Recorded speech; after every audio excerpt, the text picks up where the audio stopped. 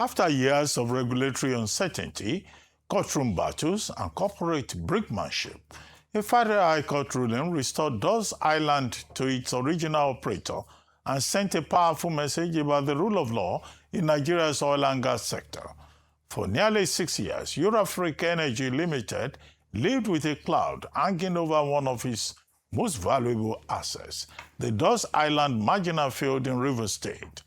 The judgment delivered in favor of Eurafric Energy Limited challenges the Ministry of Petroleum Resources' earlier decision not to renew the company's license after the asset remained without commercial production for more than a decade. Joining us on this show to discuss the Dawes Island case is Onoriode, Managing Director of Eurafric Energy Limited, and Hector Igbikiowubo, Editor-in-Chief Silk Road Report publication. Gentlemen, thank you very much for joining us on the morning show.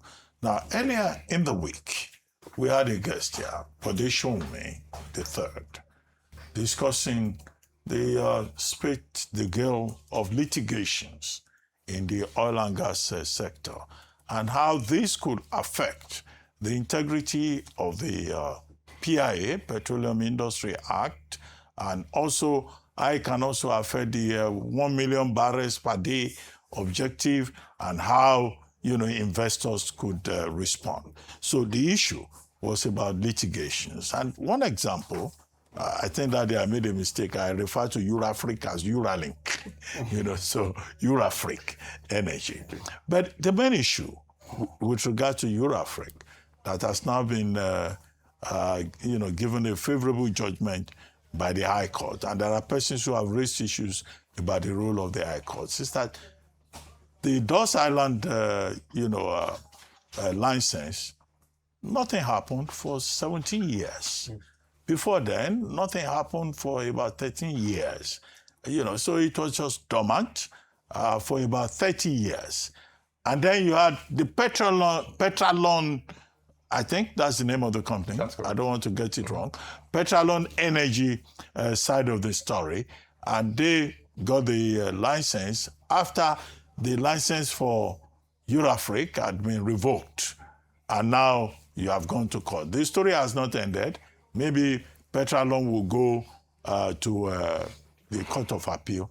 But what we discussed earlier in the week was how this spate of litigations can discourage investment in the face of the licensing round and all of that. So the two of you, MD Onoriode, if you may just give us your own perspective, and then Hector, my lost and found friend, if you can also speak from a journalistic point of view as someone who is monitoring the sector. Okay. All right. Thank you, Doctor. Addressing the first point you raised, which has to do with the inactivity on the field for a period of time. The field was awarded in 2003 under the Marginal field bid rounds, and we mobilized the site with our then technical partners, PA Resources of Sweden. Unfortunately, if you recall, that was quite a dark time in the annals of our petroleum sector with restiveness in the Niger Delta. So for the very best of 8 years, up till about 2011, when the then Musa Yar'Adua government brought in the amnesty program, nothing could be done there. Even the majors were not spared. At some time, Shell itself even declared force majeure, cutting down production by about 30,000 barrels a day. And in 2012, when the regulator reviewed activities with regards extending the license, it's commented in its approval for an extension that we acknowledge some activities have been done, but due to the space of restiveness in the Niger Delta, you've not been able to bring the field to production. So for the very first part, 8-9 years thereof, nothing could be done there due to restiveness in the Niger Delta. Okay, Hector. Okay, I don't know if I should just take it forward. Yeah, okay, because you paused. Okay, sorry. So 2012, Amnesty was able to restore some normalcy there. We in turn set out looking for a rig, some company that was meant to provide a rig by name Macmera brought in its partner, Funte Resources, who in turn brought in Petralon. So Petralon itself was part of the joint venture. The trio, Eurafric Energy, Funte became Taco E&P, and Petralon were a joint venture. Mobilized the field 2014, and by 2015 we were done. 2016 we were done. We had completed spudding, re-entering the existing well. We drilled a well and commenced production. So to say that the field was dormant for 11 years, 30 years, it's not very accurate.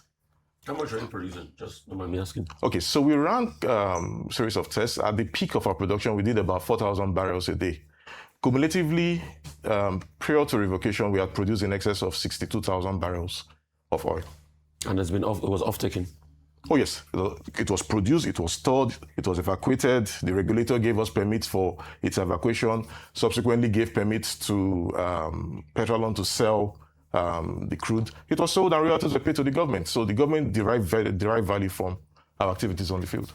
Let's hear from Hector, who is a journalist. Thank you, Doctor. Thanks for having me. The important thing to note here is that we've had litigation, we've had an inquiry by the legislature, and they both arrived at the same conclusion from different parts, that it was wrong to revoke. So we don't want to sit here and relitigate the matter. I want to believe that Petralon has gone to courts, has gone on appeal. It would be good to wait for the outcome of the appeal. But the important thing to note here is that that field was not abandoned. And the courts have ruled that the revocation was wrong.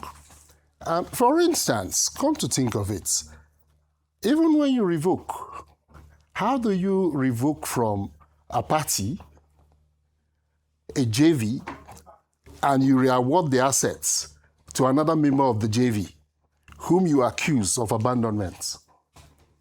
So how do we address that? Petralon was part of the JV. Petralon was operating the JV. You accuse the JV of abandonment, lack of work, you revoke and re-award it to one party. So that's what the court has looked at. That's what the House of Reps have looked at and queried. So we don't want to sit here and, let me say, relitigate it. We want to provide... Should we even be talking about it? It's not sub judice if there's already an appeal on. The doctor is in a better position to address that. Doctor would usually classify this as sub judice if an appeal has already been passed. But I think we can talk about we will move away from the judgment itself or the yes, and just talk broadly, because there's a lobby group involved which has come out to say that the first judgment was an overreach. They've talked about, and just what you've just explained, Mr. Onoriode has explained with regards to their claims that the land was, the field was dormant, and so you have no claims. They came in almost to rescue. That's Petrolon. And I'd like you to respond to some of these claims, because what they're even saying is that, this is almost an unfair judgment, and the fact that Petrolon has been paid back in an unfair manner, despite the fact that what they were doing was to rescue what would have been a dormant field.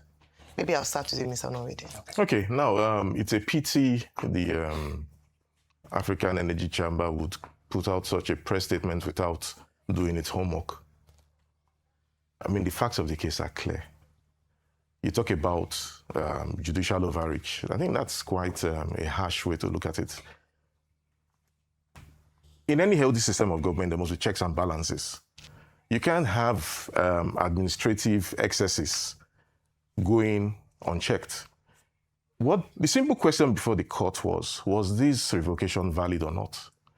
Same question was put to the House of Reps Committee on Public Petitions, and when they examined the facts of the matter, they arrived at the same conclusion. It was irregular. It wasn't valid. It wasn't in line with the law. Simple. So, you might not like the decision of the court, you're free to appeal, but it's what it is. Then you look at the issue of fairness, that Petralon wasn't paid fairly. Petralon was brought into these assets, okay? In return for its equity, it was meant to perform certain activities, which was what? To actually bring this field to production. That was their equity that was their consideration for the equity that they got in the field. But Petralon failed woefully in this regards. We, the initial licensee, had to step in at some point to avert losing the field license, take on obligations that were not ours. And what did we have? Eventually, the field was still revoked. Okay, it was revoked on very questionable grounds. This field was already producing. Government was already going to derive value for the production from the field. There was no reason, equitably, legally speaking, why the field should have been revoked in the first place. All right, then you now go ahead. Okay, field was not revoked. The three parties, the joint venture, Petralon, TACO, Eurafric, all meet and agree, you know what, this revocation is unjustified. Let's challenge it. And we, being the operators, went to court, got an injunction stopping the government from putting the field back in the marginal fields basket. Because at that time, there was a bid round ongoing. All right? All this we did on behalf of the joint venture. We wrote a series of petitions, appeals. God being kind, then President Muhammadu Buhari approved, granted some sort of respite by instructing the DPR to return the fields back to their original licensees on discretionary basis in return for payment of signature bonuses.